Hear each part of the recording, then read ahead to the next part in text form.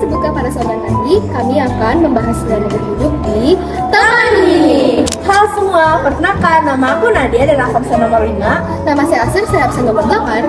Saya Kira absen 35. Aku Elok, absen 15. Nama aku Kayla absen 23. Aku Quincy dan absen 19. Bumi ini luas, pastinya ada banyak makhluk hidup yang sangat menarik. Jadinya kita nggak bisa mempelajari makhluk hidup yang ada di dunia ini secara bersamaan dong. Tentu tidak, taman ini selalu ada solusi. Di taman ini ada berbagai macam hewan dan tanaman yang mungkin belum kita ketahui. Yuk eksplor bareng kami. Mulai dari taman burung, ada loh burung yang namanya julang jambul hitam. Burung ini ukurannya cukup besar, dan yang paling khas itu ada balung atau tonjolan keras di pangkal paruhnya. Jadi kalau dilihat sekilas, bentuk kepalanya kelihatan unik. Nah, kalian tahu kan kalau burung itu suka bertengger di pohon? Burung julang jambul hitam memiliki kaki yang kuat dan kokoh, dengan kondisi yang disebut sindaktili, yaitu ketiga jarinya menyatu yang membantu dia bisa bertengger dengan stabil di dahan pohon.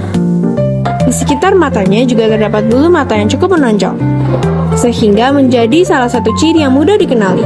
Dalam ekosistem hutan, burung julang jambul hitam memiliki peran penting sebagai penyebar biji.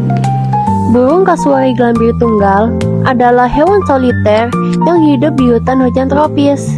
Mereka biasanya mengandalkan indera penglihatan dan penciumannya untuk menemukan makanan di alam. Burung kasuari ini termasuk hewan ovipar ya, yaitu hewan yang bertelur untuk berkembang biak. Kalian ada yang tahu nggak sih itu ikan apa? Nah, ini adalah ikan aknata. Kalian tahu nggak sih, ikan aknata adalah ikan air tawar yang memiliki sirip sederhana dan tidak berpasangan. Ikan ini biasanya memakan dengan cara menghisap darah atau menempel pada ikan lain. Cara reproduksinya adalah ovipar, yaitu berkembang biak dengan bertelur. Dalam ekosistem, ikan aknata berperan sebagai parasit pada ikan lain dan juga membantu proses penguraian pada dalam lingkungan perairan. Ikan paru-paru Afrika hidup di perairan tawar yang tenang dan rendah oksigen. Ikan paru-paru Afrika hidup soliter, bernapas dengan paru-paru, dan mampu bertahan bertahun-tahun di dalam lumpur saat kekeringan. Ikan paru-paru Afrika bertelur di sarang lumpur yang digali dan dijaga ketat oleh penjantan demi menjaga sirkulasi oksigen hingga menetas. Ikan paru-paru Afrika makan secara karnivor dengan cara menghisap dan menghancurkan mangsanya. Tema selanjutnya adalah walik ratu. Kalian tahu nggak sih, walik ratu memiliki ukuran tubuh kecil dan pendek dengan warna hijau keabu-abuan. Paruhnya juga pendek dan kuat, sehingga cocok untuk memakan buah. Burung ini juga memiliki tipe kaki petengger yang unik sehingga mudah bertengger di dahan loh. Adaptasinya berupa kamuflase, warna tubuh, serta kaki yang kuat untuk bertengger. Dalam ekosistem, walik ratu berperan sebagai pemakan buah yang membantu menyebarkan biji dan meningkatkan perkecambahan tanaman. Di dunia ini tidak hanya ada hewan, namun juga ada beberapa makhluk hidup lainnya yang sangat penting bagi masyarakat. Karena itu, mari kita telusuri dunia tanaman.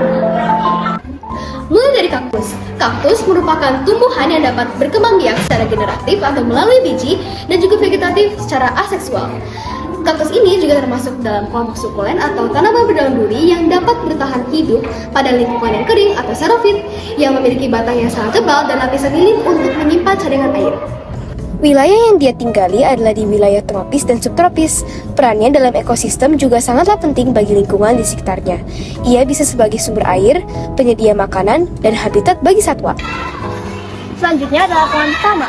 Pohon tama berkembang biak secara generatif yaitu melalui biji.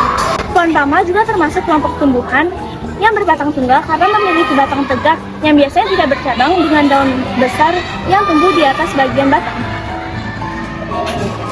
Tama biasanya hidup di wilayah tropis dan subtropis. Perannya dalam ekosistem juga gak kalah penting loh. Palma dapat menyediakan habitat bagi berbagai satwa, membantu menyerap karbon di udara, serta membantu mencegah erosi tanah dengan akarnya yang kuat.